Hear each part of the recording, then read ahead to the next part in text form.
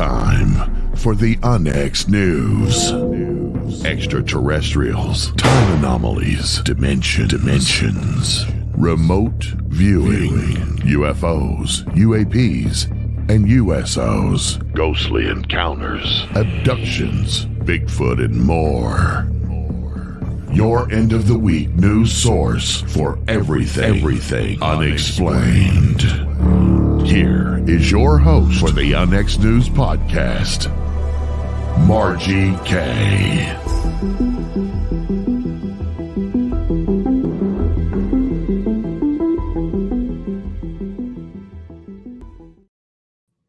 Good evening, everyone, and welcome to UNX News. I'm your host, Margie K., and we are here every Friday at 6 p.m. Central, 7 p.m. Eastern Time. Some of you have been having trouble figuring out your time zones, so just go to Google, and it'll tell you what time zone you're in and when you should listen to our programs. Okay, weird news of the week. First of all, the Journey to Truth conference is coming up. And, oh gosh, there is so much going on at this conference.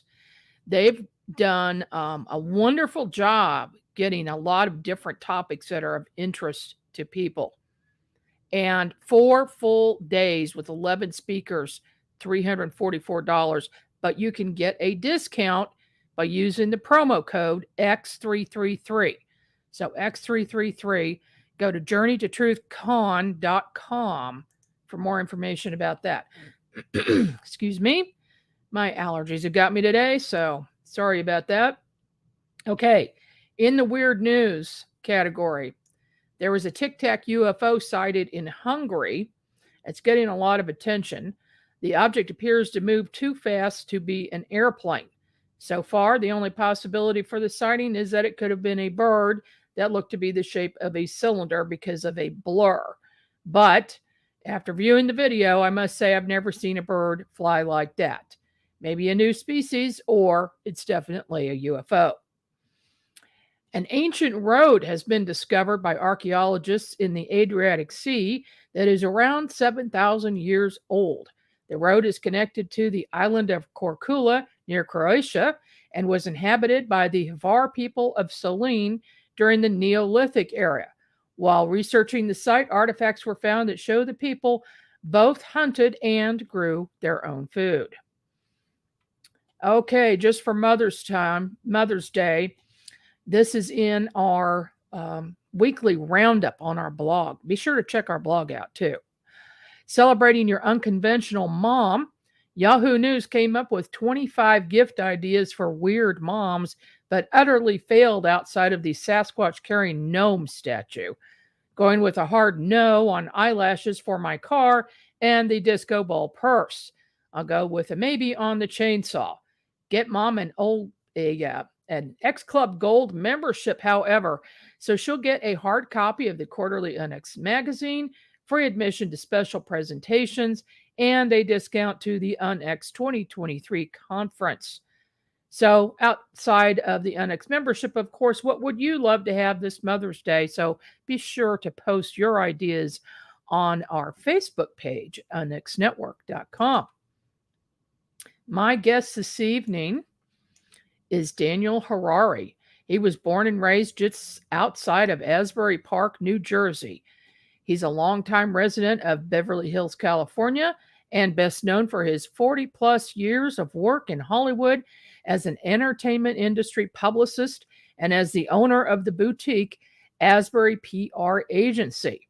During the course of his long PR career, he's worked with many dozens of famous celebrities from the fields of movies, TV, rock, and pop music. Dan is also a longtime UFO researcher, a 3-time UFO experiencer, and a longtime member of the Los Angeles-based UFO group UPARS, the UFO and Paranormal Research Society, formerly known as MUFON LA. Welcome to the program, Dan.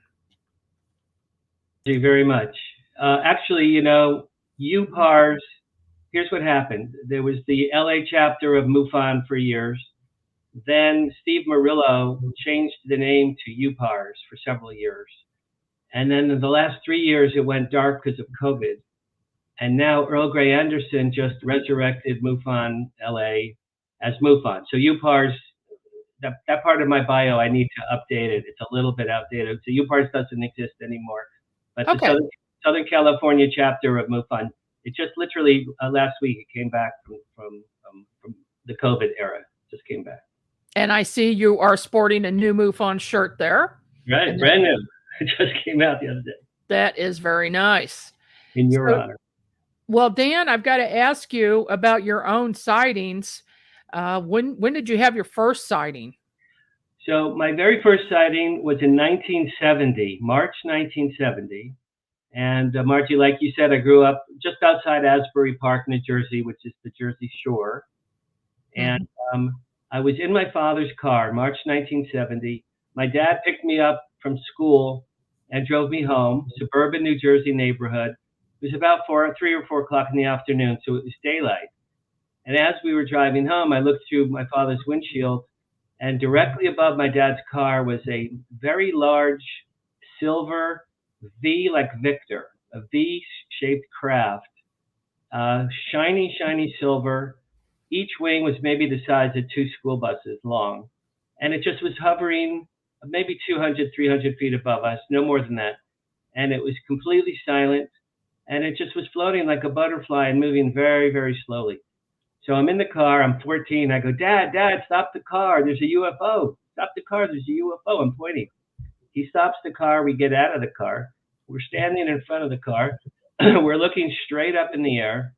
And I'm jumping up and down. Dad, we're seeing a UFO. Isn't this great? Isn't this exciting? This is so cool. I can't wait to tell all my friends, right? And Margie, my dad looked at it like no expression, no interest, no fear, no joy, nothing. Just completely like blank, a blank expression on his face. Wow. Then he winked at me. That's the best part of this story is he winked at me. He said, come on, kid, let's go home. We went home. I called the local newspaper. It was a rotary phone, I remember. I called the Asbury Park Press newspaper. And I said, my name is Danny. I'm 14 years old. I just saw a UFO with my dad. It was silver. It was the letter V. It was huge in the sky. And the lady said, Sonny, calm down. I can't talk to you right now. We're getting hundreds of phone calls about this right now. I can't talk to you. And she hung up on me. Oh, my. Nothing ever ran in the newspaper. Now, 2 very interesting side notes to that story. Number one is I completely and totally forgot that story happened, Margie, for 47 years. Yes. 47 years. It was completely not in my memory banks. In 2017, my dad passed away. And I went to a deli in LA a few days after his death to get a pastrami sandwich and to think about my dad. And as I was sitting there, from God, heaven, the universe, my father's spirit, from someplace up above, a beam of light kind of came into my head. And I literally saw the home movie of the 1970 sighting with my father in my brain. It played in my brain as though it were a home movie. And that's when I remembered it, right after he died. And I remembered the look on his face, which was no expression. And I remembered he winked at me.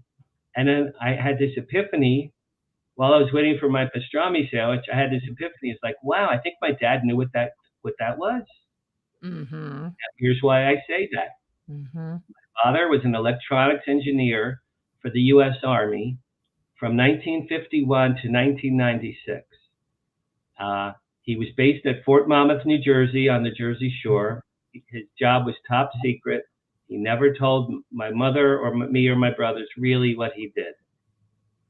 The one time I asked him, Dad, what do you actually do for a living? He said, I kept America.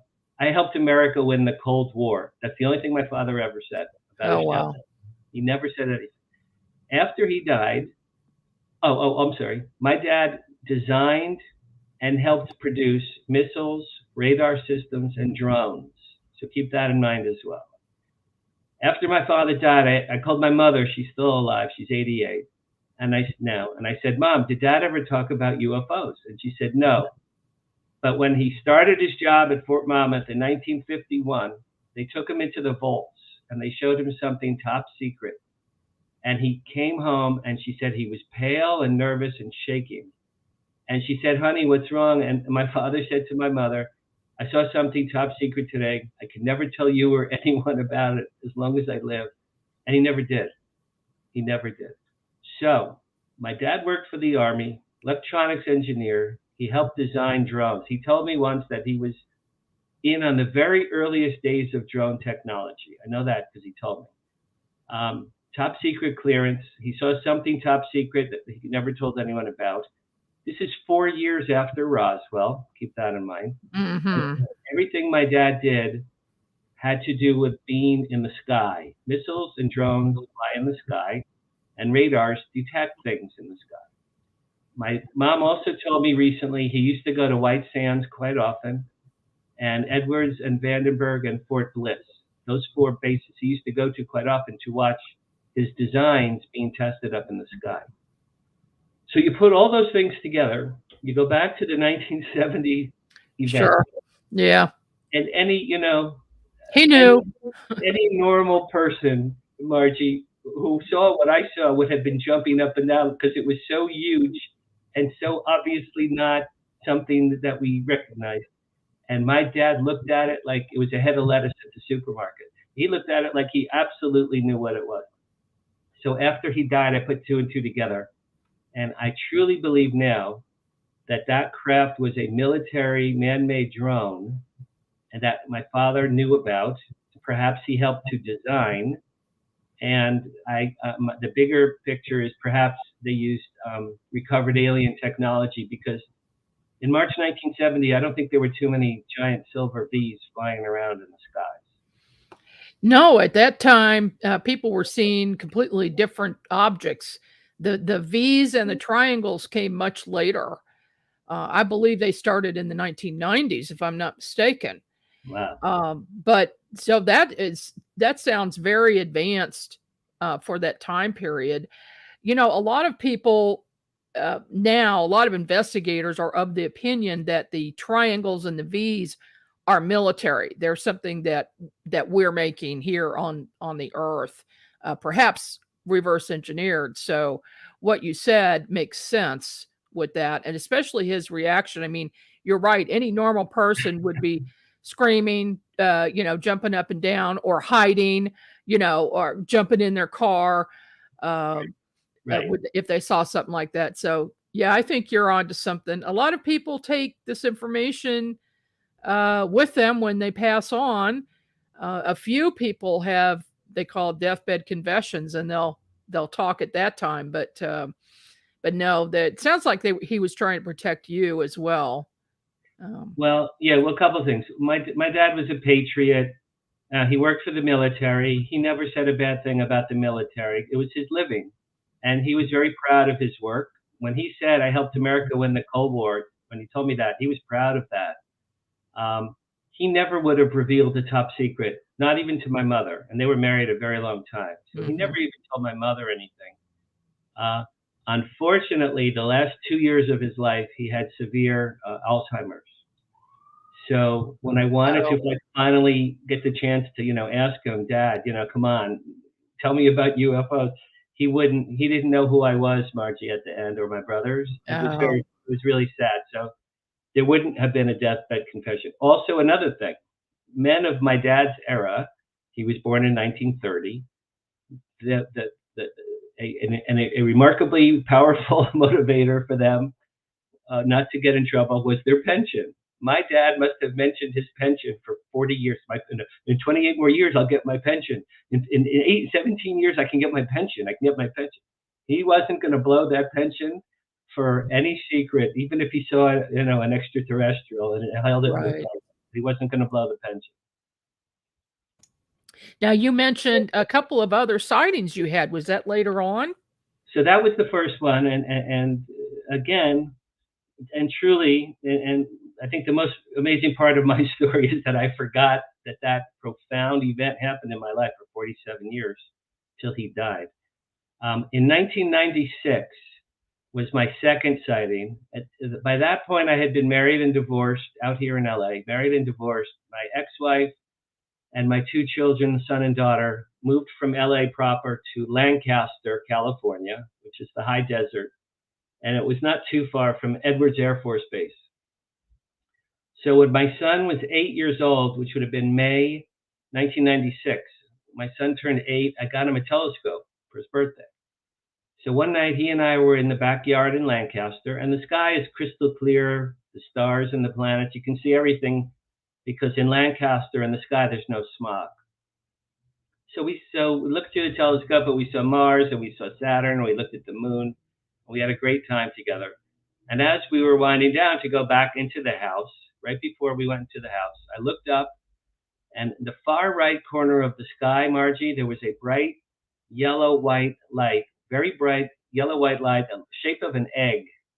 And it was flying from the far right-hand corner of the sky that I could see in a straight line, very, very, my hand, very, very quickly across the entirety of the sky in a straight line. And I said, Jordan, look, my son, I said, Jordan, look, there's a satellite. Clearly, I was convinced that because it's very high up. And then it went to the left part of the sky and it stopped. And Margie, it stayed in place for about at least 30 seconds. It stopped. And I was like, wow, that satellite must have just misfunctioned. Like something happened, right? I mean, what? Okay, then it started up again, and when it went back all the way in the straight line, same way it came from. Okay, not a satellite. Okay, so let's discuss.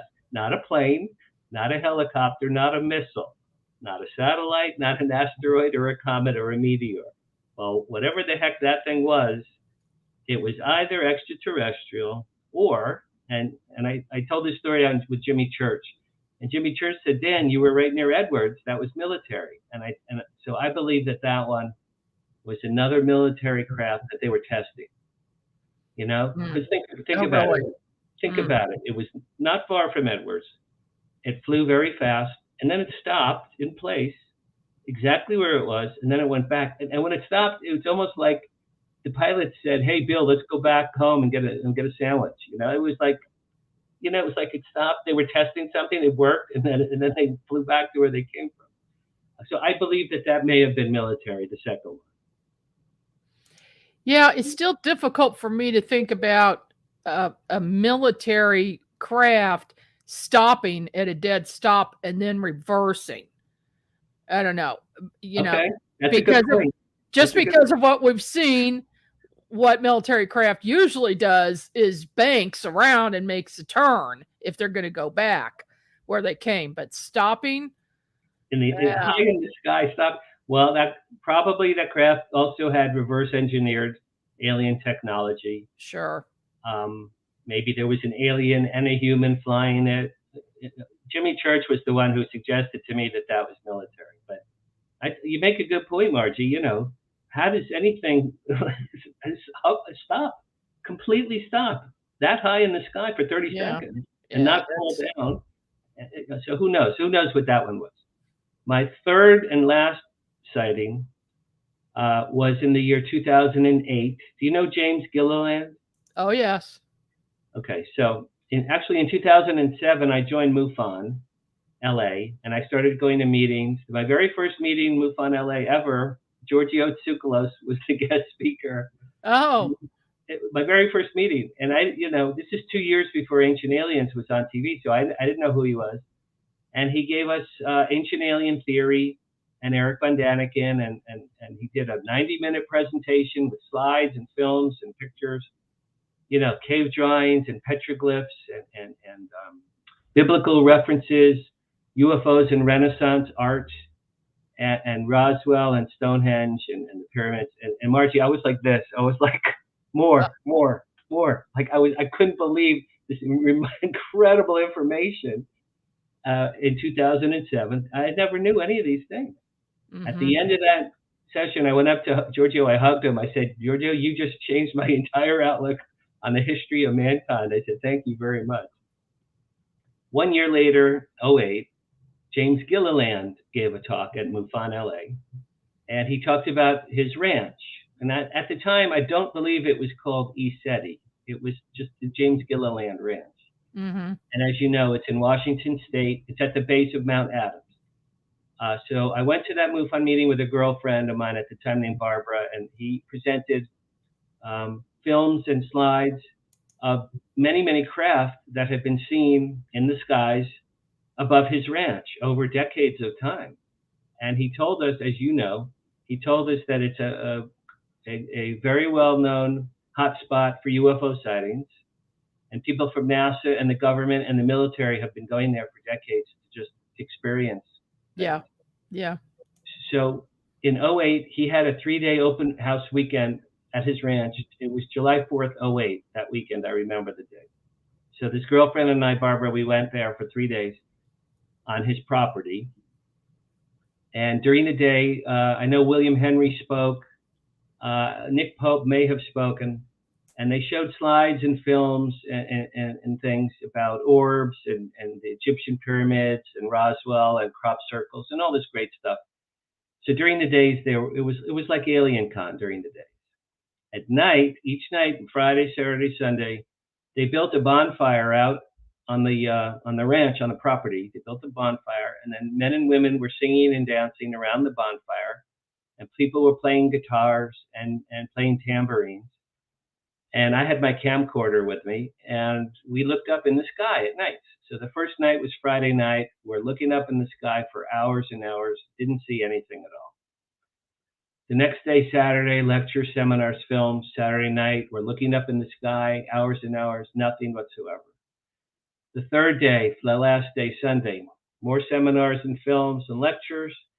We looked up in there's the bonfire. We looked up in the sky for a couple of hours, nothing. I said to my girlfriend, if we leave right now, we'll beat the traffic because there's so many cars here. Let's go right now. And no sooner did I say that, Margie, than out of absolutely nowhere, a craft, maybe 60 feet long, dark black, teardrop-shaped craft appeared out of nowhere directly above our heads. There were maybe 250 of us people down below. It appeared over our heads, maybe 300 feet in the air. It stopped right over our heads. And then the most remarkable thing, underneath that craft was like a dome, and the dome lit up very bright emerald green, beautiful, dark, rich emerald green color, like from the Wizard of Oz. And it lit up, and then it started going like this, flashing on and off, directly above us.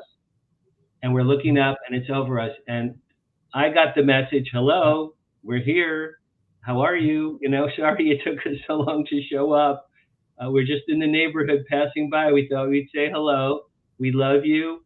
Everything's cool. Have a good evening. We're just here to say hello and wish you well. That was what I felt. And then it stopped flashing, and the craft just vanished. Just took off and vanished. And we started clapping. I started crying. People were crying and laughing and dancing and kissing and singing. And it was a profound moment in my life. I can still remember it quite well. Oh, yeah. I'll bet. And that's amazing. I can still feel it like in my heart. In my heart, we had some kind of communication with them.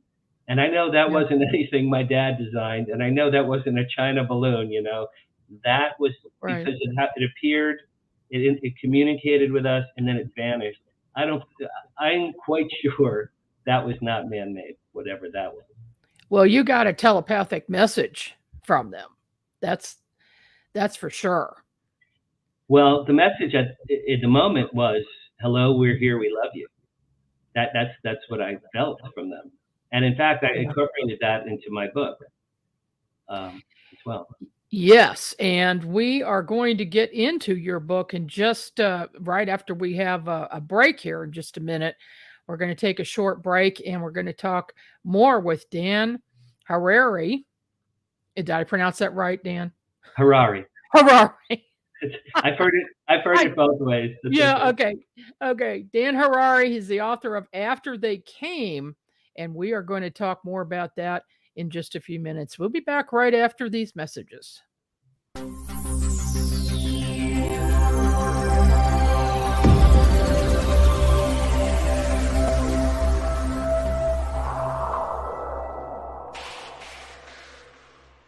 Are you thinking about purchasing a wood-fired heating or cooking appliance but don't know where to start? The new book, Wood-Fired Heating and Cooking, will guide you through the process and make the decision much easier. Find out about wood stoves, wood-burning fireplace inserts, masonry heaters, cook stoves, brick ovens, and more. Learn about operation and maintenance, buying and storing wood, even how to make your own charcoal. A bonus section includes delicious recipes for cooking in a wood-burning oven, grill, tandoori oven, or smoker. The wise homeowner, prepper, or homesteader will have the ability to heat their home with wood when the power goes out or to save money on increasing gas bills. Wood-fired heating and cooking is available at Amazon. Visit www.woodfiredpub.com for more information. That's woodfiredpub.com.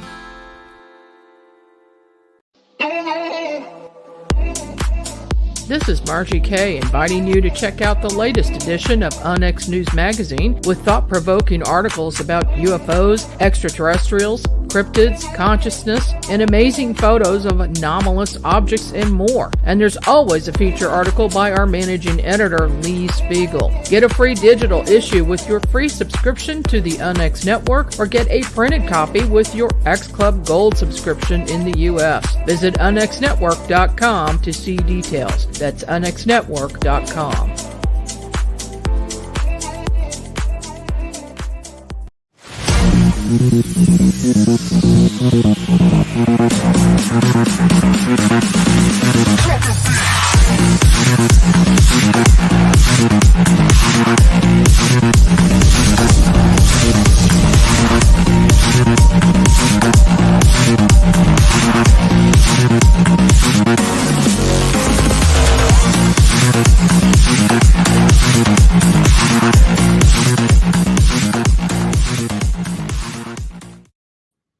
And we're back, and I'd like to remind everybody to hit that subscribe button if you're watching us on YouTube or Rumble. Would appreciate that.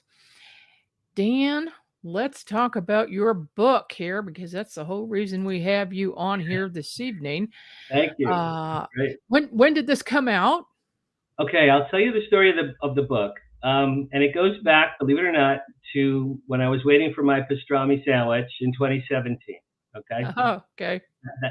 So this book gave birth to itself, and I'll explain that to you. So in 2017, my dad died, as I mentioned, and I was very sad. And I went to the deli to get to lunch, and as I was waiting, I had the vision of the UFO encounter with my dad from 1970. It played in my head. Okay, that's part one of the story. After that, Margie, I borrowed a pen from the waiter. There was a paper placemat on the table at the deli, and in the pen in my hand started to write. And I'm telling you the truth, my hand started to write the following things: write a book about benevolent aliens. Lead character discovers his late father knew about UFOs. And then I wrote capital A, capital T, capital C. And then my hand stopped writing. So I looked, I said, what the heck does any of that mean?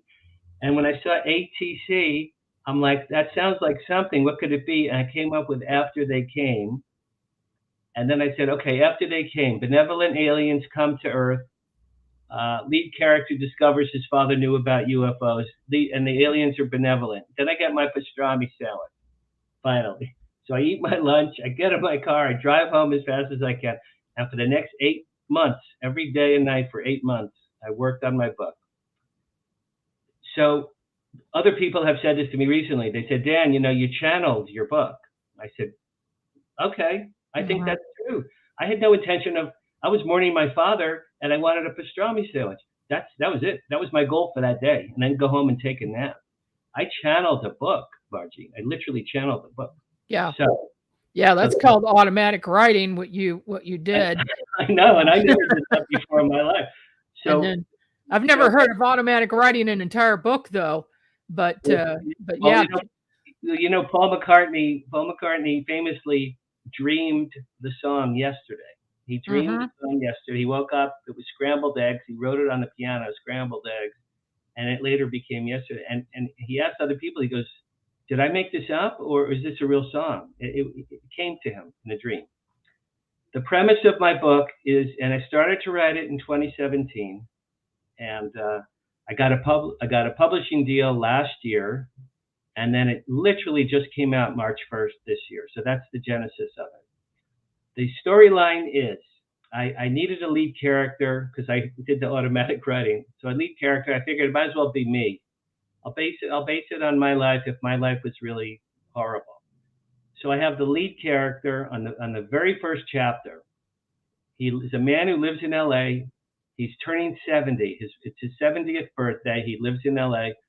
His business has failed. His 2 adult children don't speak to him.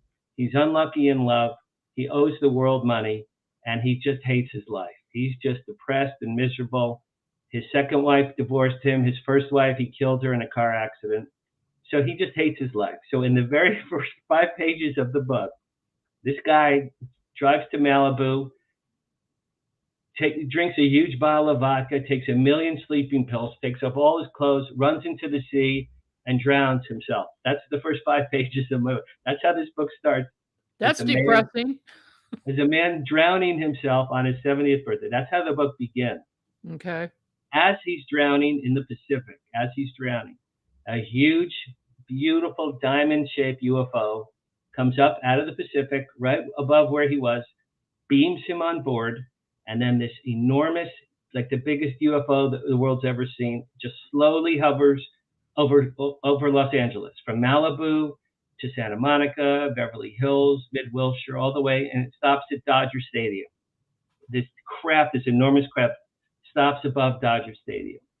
While all the military and police and ambulances and fire trucks and media, they're all astounded by this craft. So all these vehicles go to Dodger Stadium to meet the craft.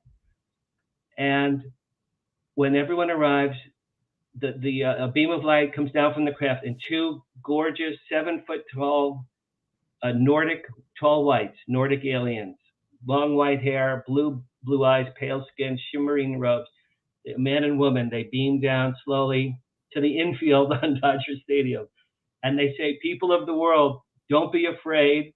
We're here to help you. We love mankind. We've been coming here to Earth for hundreds of thousands of years. We helped to progress your civilization along the way. Don't be afraid of us. We believe that it's time for us to use our technologies to help you, because you guys have a lot of problems that you're not solving on your own." Then they beam down this guy who they just saved his life. So he's naked. He's actually naked. They beam him, and he's suspended in the air in a beam.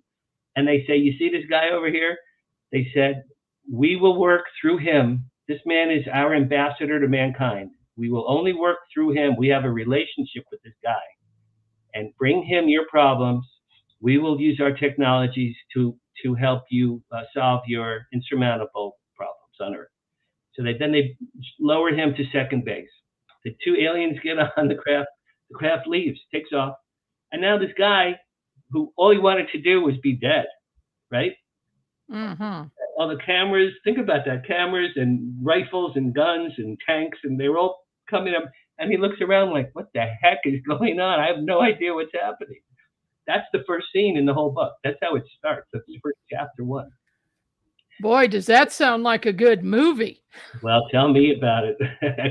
Everyone's asking me, George Norrie, Jimmy Church, my mother, everyone's saying, wait, where's the movie? So the next scene, Margie, they take this guy, his name is Jonathan Tuckerman. They take Jonathan to the White House to meet the president. Well, that's what would happen in real life. And when I first wrote this first draft, 2017, there was a rumor that Oprah Winfrey was going to run for president. So, Margie, in my book, I based my African-American female president of the United States on Oprah Winfrey. That's not her name, but think that's who the character is. If this was a movie, Oprah would be the president in the movie. Uh-huh.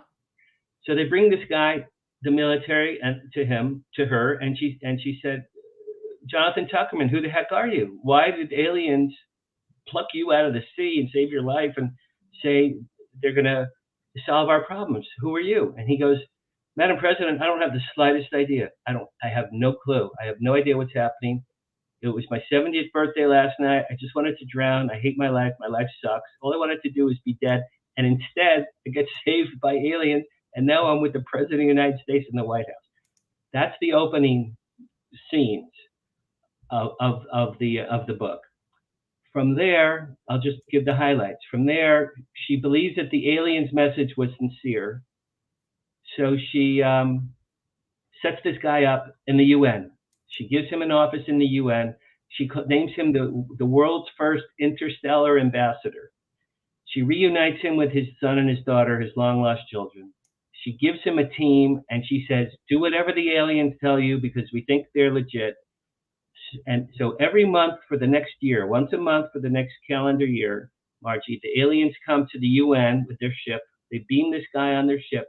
And each month they go, Mr. Tuckerman, what would you like us to do for mankind? And the first month he goes, well, if you're going to ask me, we might as well get rid of nuclear weapons. I think that would be a good start. So they say, Yeah. okay. They go, sure, that's easy. They go, that's all? We can do that. So a week later, every nuclear and biological weapon on the earth has been melted or destroyed in every country, including America, every country. The New York Times, in the book, the New York Times has a huge headline that week, no nukes.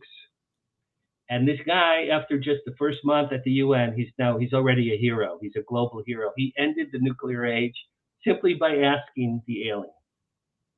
Over the course of the first year, which is the first third of my book, the aliens cure every physical disease, every mental illness. They end hunger. They provide clean water to those who do not have clean water. They give us technology by which to ensure that every female on the planet can only have 2 live births. And then after that, to try to control overpopulation. They give man billions of dollars in gold, because gold on their planet is plentiful. They give billions of dollars in gold to every leader of every country so that homeless shelters can be built around the world. They reverse climate change, nothing serious. They reverse climate change. They give mankind a device that creates free 0-point energy. There goes oil and gas and nuclear energy. We don't need that anymore. They every month for a year, they do something remarkable. They eliminate the human emotion of hatred. Well, what does that trigger? Everyone gets rid of their guns. All the guns in the world are buried and lit on fires all over the world. Guns are gone. So it's a utopian. If I had a genie in a lamp and I could make a bunch of wishes, that's what the first third of my book is. At the end of that first calendar year, all of these major Earth mankind problems have been solved by the alien. And this guy, Jonathan Tuckerman, wins the Nobel Peace Prize. So on day one, he's drowning because he hates his life. And 1 year later, exactly, he wins the Nobel Peace Prize. His best friend is the President of the United States and 2 aliens. He meets this gorgeous woman doctor and falls in love and marries her. He's reunited with his children, and he's the most famous and popular man on the planet Earth a year later. So it's utopian, wish fulfillment. That's just the first third of the book. Well, that's an interesting first third, so I can't wait to read the entire thing. How can people get a hold of that book? The easiest way to go is Amazon. After they came, Dan Harary, you see my spelling, Harary, and it's on Kindle or paperback on Amazon. And if anyone wants to reach out to me, I've been getting emails from all over the world the last few months.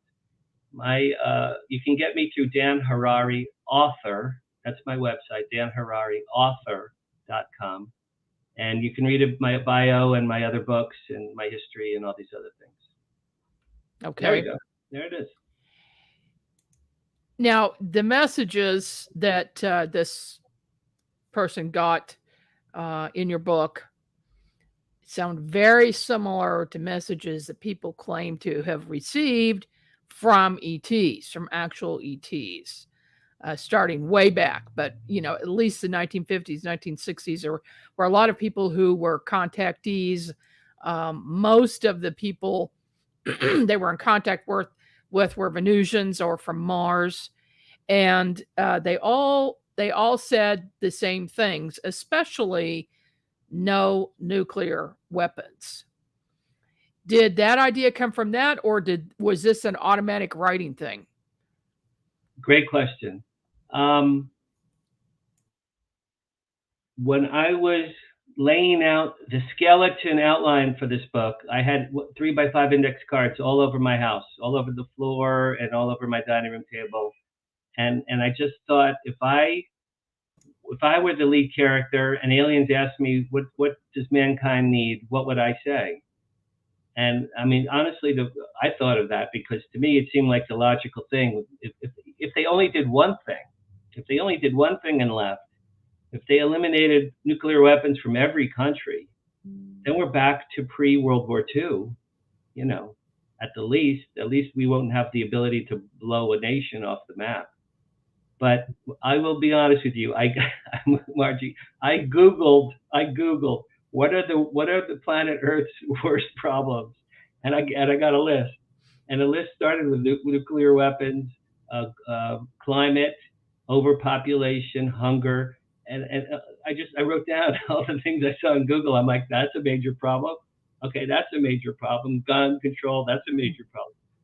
So I just crafted it that this guy at the UN would meet with his people and they would come up with these ideas.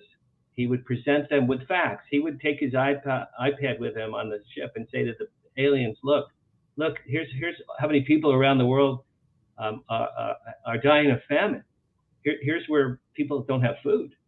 He gives the information to the aliens. Now the aliens already know all this, so they play along and they wink at him and they like pat him like, good boy, sure, you know, they already know everything. But he's presenting on behalf of mankind the problems. They then take the ball. For example, feeding people. They tell him, they go, Jonathan, do you know the story of Moses and the Israelites with manna from heaven? And he goes, yeah, manna was God, you know, God gave food from the sky. And they chuckle. They go, well, it wasn't exactly God, you know, it was us. We did that. You did that? You guys did manna from heaven? He goes, yeah, how else do you think those poor people ate for 40 years in the desert? We delivered manna to the Israelites in Egypt. So then Jonathan goes, well, can you do that today? And they go, of course. So they provide manna from heaven around the world in all the countries that don't have food today. This is actually in 10 years. The book takes place in 2033. And they end hunger. They do manna from heaven. It's an old trick from the Bible. And they pulled it out of their hat and they did it again. It still worked. Oh, I should. It wasn't automatic. It wasn't automatic writing. I gave a lot of thought to what I thought the biggest problems would be. Yeah. Well, you got them. Those are big problems, and that certainly would be nice if that was, if that could happen today. Do you know the story of Valiant Thor visiting the Pentagon in 1957 to 1960? No. Okay. Well, that's for another day, but Okay. I'll send you some info to look into that because what you were talking about is something that really did happen.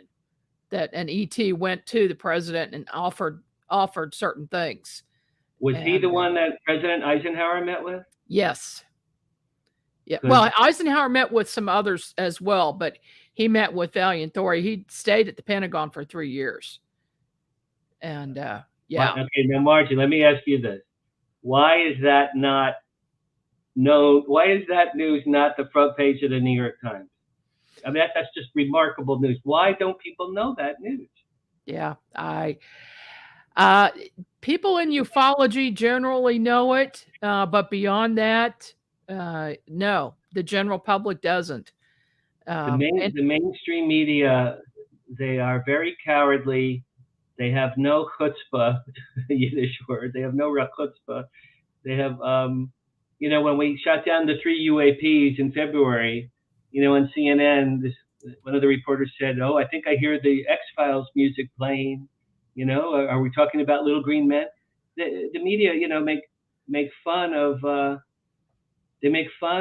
topic. Very, you know, in 2017 when Leslie Kean and Ralph Blumenthal had front page story in New York Times. Okay, that was huge. That was clearly huge news. Yeah. And then the Navy revealed that the 3 Tic Tac videos, huge. I met Steve Bassett. I'm sure you must know Steve Bassett. I know Steve. I met Steve at UFO Con in March in San Francisco. And he gave a talk about disclosure.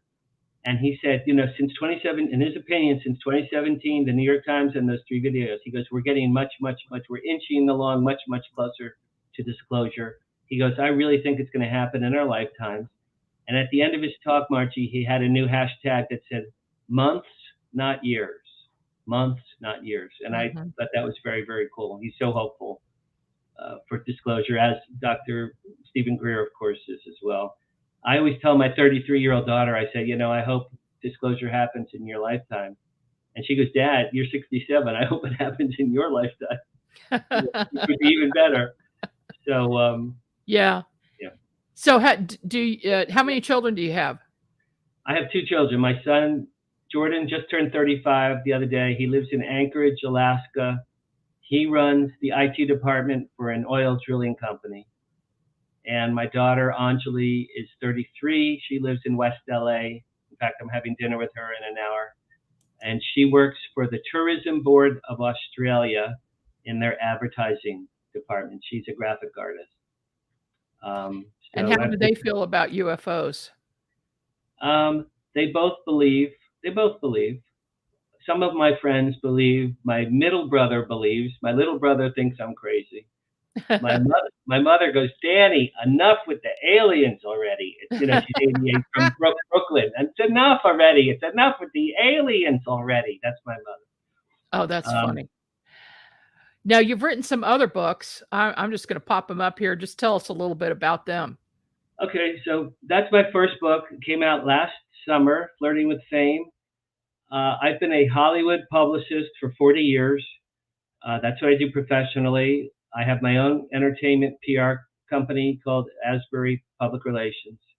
I've had the fortune to work with many, many very, very famous people in the last 40, 50 years. You know, Steven Spielberg, Kirk Douglas, Anne Margaret, Jerry Seinfeld, Milton Berle, Sid Caesar, Bob Hope, Mickey Dolenz, Jack Black, Kirsten Dunst. The list just goes on and on. So this is my book about my celebrity stuff. In high school, I will say this, when I was 16, in Asbury Park, I worked with Bruce Springsteen in 1973, 2 years before he was famous. And no one knew him at the time. I worked for him at a concert hall I used to run called the Sunshine Inn. It was my high school job after school. I used to ride my bike there. So if you want to read a lot of good behind the scenes Hollywood stories and see me with a lot of famous people in the photos, Mel Brooks and my mother and I, there's a great picture of us. That book has a lot of really great photos of them. Sounds like it. This book is very controversial. Basically, I was married for a while, got divorced, and unfortunately, after my divorce, I became a sex addict for 20 years. I was kind of out of control for a number of reasons, the least of which was I was making a great deal of money at that time, and I just went wild and crazy. And once I discovered it was damaging my self-esteem, I went to rehab. I went to Sex Addicts Anonymous for rehab and therapy, and calmed down my brain and my thinking, and I'm a much better, stronger person now. But that was sort of my struggle with sex addiction, that book. Well, you have a variety of things that you write about. I try to dissect each thing, Margie, and I try to write a book about each part of my life. This one is a fun book. This is going to come out next March, and this includes my 3 UFO sightings, but also, and we talked about my dad earlier. After my dad died, in the weeks that followed, he came to my bedroom 3 times in the middle of the night as a ghost to converse with me and tell me he was around. So those are my ghost stories of my dad. 20 years ago, I had an apartment with a girlfriend and my children, and we had a poltergeist living with us that used to break things and throw people against walls and slam doors. And it turns out that we did a Ouija board, and it turns out that the poltergeist was my dead grandfather. It's my father's father. He was talking to me. Why? I've heard angelic voices talking to me in my right ear, telling me things to do that came true. I've had ESP moments. I've read people's minds. It's a hodgepodge. When I was 5, I fell off a billboard sign. When I was 5, I was climbing a billboard sign about 20 feet high. I fell off. I think I may have died because when I woke up, it was much later. It was in a strange person's house. And when I sat up on the couch, no one was there in the house. And I turned to the right at the screen door was this big, large creature that looked like a gargoyle, Margie, believe it or not. There Wow. was a gargoyle. And I looked it up. Gargoyle protects people and buildings. So I think my gargoyle saved me when I was 5. That's why there's a gargoyle on the cover. Oh my goodness. Well, I can't wait for that one to come out. Okay, me too. I can't wait for that one either. Hey, we had a question in the chat if you would play your drums to take us out with. I don't know if it's possible. No, I appreciate the gesture, but I'd rather that's like my private thing for me. I'd rather not. Okay. Well, can I add one thing? Sure. We still have a little time? Yeah, we do. Okay. So I described the first third of my book about this guy, president, the UN, the aliens, all the solving of the problems. In the second third of the book, people start to ask him, hey, Jonathan, why did aliens save you? Of the 8 billion people on the earth, why did they save you? And he goes, you know, that's a really great question. I should probably ask them. So in the second third of the book, he asks them, he said, hey, you know, you guys have been so great and thankful. You've changed the human race. Why did you pick me? And the lead alien, he goes, you know, we've been waiting for you to ask us that question. He gives them this device. It looks like a shoebox. And he says, here, sit, watch in this box what you would call home movies, and you'll see. So the 2 aliens leave, and the lead character's on the UFO. He's looking in this box, and he watches scenes from 70 years earlier on Earth when his father, who was a scientist for the Army and was testing missiles and drones at Edwards Air Force Base in 1963, his dad was testing a drone that interfered with the UFO. The UFO crashed, and this guy's dad, saved the life of a baby alien who fell out of a crashed UFO. So he realized, he goes, oh my God, my dad saved the life of a baby alien, and he knew about UFOs, and he was a scientist for the Army. Well, who does that sound like? It's my father. Yeah. You know, right? It's a tip of my hat to my father. This book is dedicated to my father. So because of this kindness of the guy's father 70 years earlier, in modern day, aliens saved this guy from drowning, and it was a payback of kindness for a kindness that had been done many years earlier. So that's how he realized. That's how I got my dad. Also, I had my dad working for Project Blue Book in the book. I had that. My dad was a researcher for Project Blue Book. So I threw a lot of cool stuff at my father in there. I just wanted to. That's how my dad ties into the book. Well, thank you for telling us the entire premise of the book. There's more. There's a lot more that happens. Yeah. Well, you know, it sounds like there's a lot to it, and of course, you do have to have, you know, various things going on in a book to keep interest going. And so, how did you get interested in writing? We got 2 minutes, so tell me about that. Well, I always wrote short stories in grade school and high school. I always got A++. My teachers always used to write down, best story in your whole entire class. This is a gas. This is great. I came out to LA in 1980 when I was 24. And Margie, my goal then, the reason I came to LA was to be a comedy writer for television. Because I was always very funny, and I thought all my friends said you should go write for television. Well, I tried and tried and tried. I wrote many, many scripts. I met many, many producers. I was never able to sell a script to TV. It just didn't happen. Along the way, I got married. I had kids. I became a publicist because there's a lot of writing involved with public relations. Sure. To do it well. So my writing, I've always been a writer. My writing professionally has been as a publicist. And then a couple of years ago, I'm like, I should start writing some books. Just like a little voice in my head, Dan, if you have some spare time, why don't you write a book? So I wrote the first book I wrote was Flirting with Fame about Hollywood. Then I wrote my UFO book. Then I wrote my sex book.